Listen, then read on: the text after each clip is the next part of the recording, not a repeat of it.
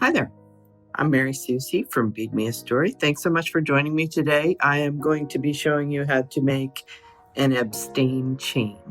And this was originally contributed by Kelly Clitheroe from Australia. And I've been working with this chain for quite a few years now, and I absolutely love it. It's a great speed chain. You can make it really fast. It's really simple once you get the hang of it. But I have had several people do it throughout the years who had a little bit of trouble just getting the hang of it in the first place. So I'm going to really slow it down. This is a pretty short video to show you how to do this. But I wanted to show you that this has an aspect ratio of 4. So I'm using 20 gauge 1/8 inch jump rings for these necklace chains that you see. And then I'm going to do the video in the silver and rose gold version. These are 18 gauge 3/16 jump rings. So very easy size to find. And you can see that this just makes a really nice, simple spiraling chain. This is perfect for pendants. I do a lot more with it. Most of the other versions that I've done in the past are a little bit, pimped out, have beads on them, have wonderful color mixes going on with them. But today I just wanted to show you the simple version so that I can just really slow it down and show you how this is going to happen. So in order to make an Abstain chain, we're going to need an aspect ratio of 4. So these are 18 gauge 3/16 jump rings, and I have them in 2 colors here just so you can see what I'm doing a little bit better. The first thing I want to point out is that I have a paper clip on top, and this is going to work better than a twisty tie or something like that in this particular case, because we want there to be a front side and a back side. So I'm going to consider my front side. I'm going to look at my paper clip, and the outside of the paper clip is to the right hand side. That'll be the front. And then when I turn it over this way, I'll consider that the back. Okay. I made a 1x1 chain here, and I made this for a bracelet size. So in this case, this is 36 rings long. Obviously, if you make this in another jump ring with an aspect ratio of 4, you're going to need completely different counts. But basically for a bracelet for a 6.5 inch wrist, 36 jump rings in a row, just in a simple 1x1 chain, is the way we're going to start. Okay, now I'm going to make sure that my paper clip is facing the direction that we just talked about. And what I'm going to do is take my first rose gold jump ring, and I'm going to go through the second jump ring of the base row, and then let it come back around and out the top, the first jump ring of the base row. And we're going to end up doing that twice. So just make sure to keep the front and the back in mind, because as we go along, that's going to be important. And that is the whole reason why I started this on a paper clip as opposed to holding it with something else. Okay, so here's my second jump ring. Now the second jump ring is just going to follow this exact same path. It's just going to sit parallel to the very first rose gold jump ring that I added. So we're going into the second jump ring and then up through the first jump ring of the base row. So the base row is all silver, and then the add-ons are all going to be rose gold. I wanted to show this in a very simple form. A lot of people get confused by this particular chain, so I wanted to really simplify and demystify it. Okay, so I am on the front because, again, my paper clip is facing to the right. So this next row that I'm going to add, I need to come up through this third jump ring, and then I'm going to pass through the rose gold jump ring that's on the right and the second row silver jump ring. Okay.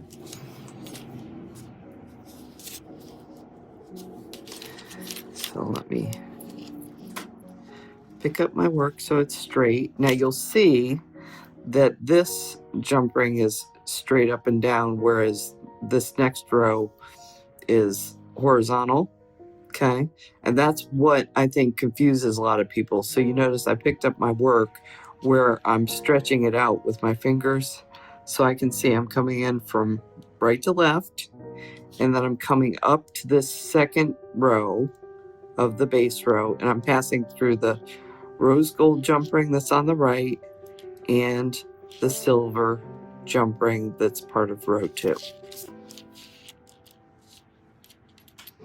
Now I'm working on the right hand side because I am right-handed.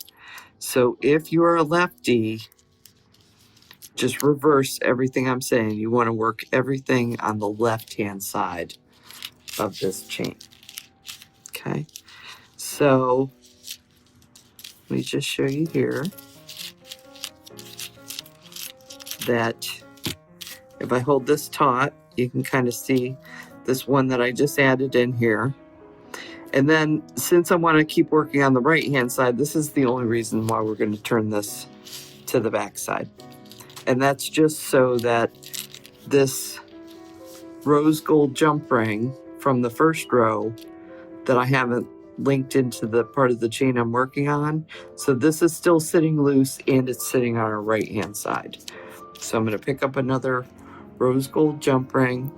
I'm going to pass through this third silver jump ring from the base row from right to left, and then I'm going to let it come up and through this rose gold that's on the right, as well as letting it pass through the silver second jump ring of the base row. So let me hold this up again. So you see this is upright just like before, and it's just that I turned it on the back side, so I'm still working on the right hand side.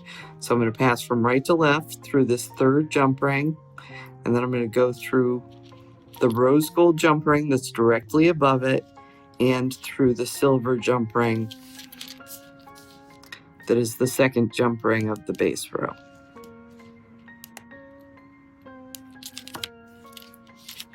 Okay.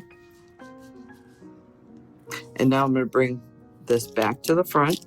Again, that's why I use the paper clip. I can tell it's over on this right hand side. And now I'm going to do the exact same thing. So I'm going to end up passing through the fourth jump ring of the base row that's silver. And I'm going to come up through this right hand side, rose gold, and through the third silver jump ring of the base row. So you see, this is an easy passage because this is the fourth jump ring of this row, and then we're just coming up through the third row, and this is the rose gold jump ring that's right above us. So it's easy to reach. Okay, I'm going to pull this all taut again so you can see this is straight up. I'm going from, well, if I had my jump ring grabbed right.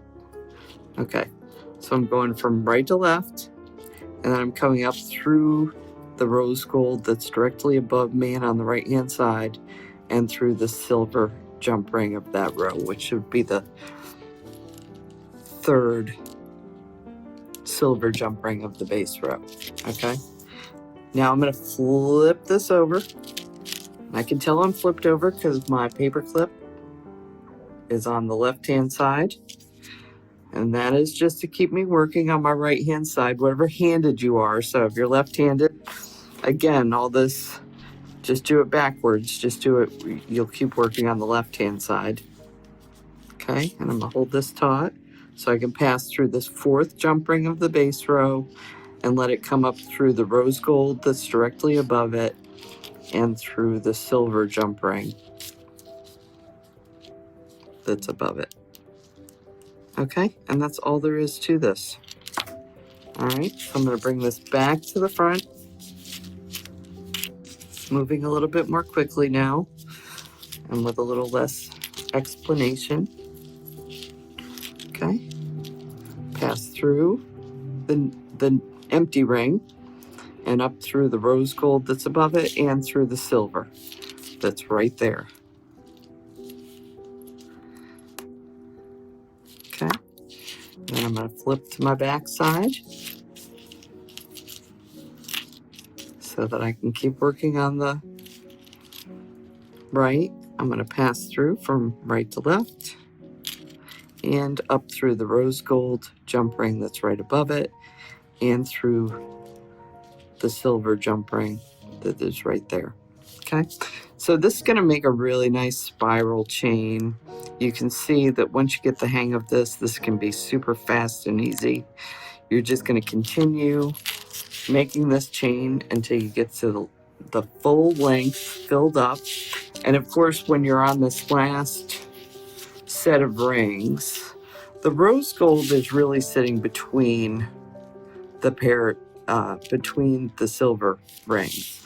So when you get down to the end, just want to point out that as you're passing through this ring and grabbing the rose gold that would be passing through this second ring up, that will be the last that you can do. You're not going to extend past the silver. You're going to stop once you've passed through this silver ring with some rose gold twice. Okay, so just to show you how to finish up this chain, I'll just kind of show you a close-up. I use some 18 gauge 5/32 jump rings just because they're going to work really well with the lobster clasp that I put on the end here.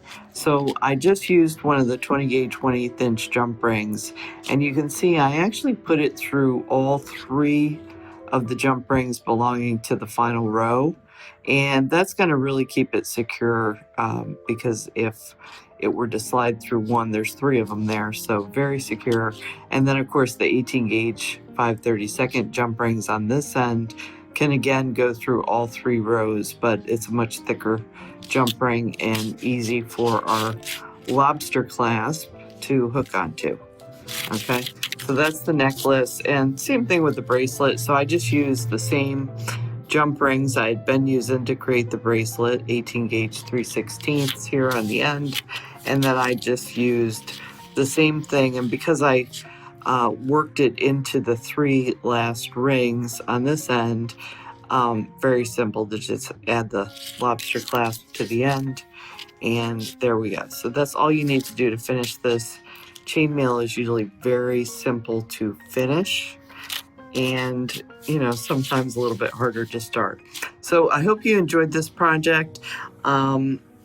I hope you will like and follow us on YouTube, and then of course all of these jump rings are available at beadmeastory.com, as well as other supplies to go with this project. Thanks so much for joining me today, and I'll see you next time.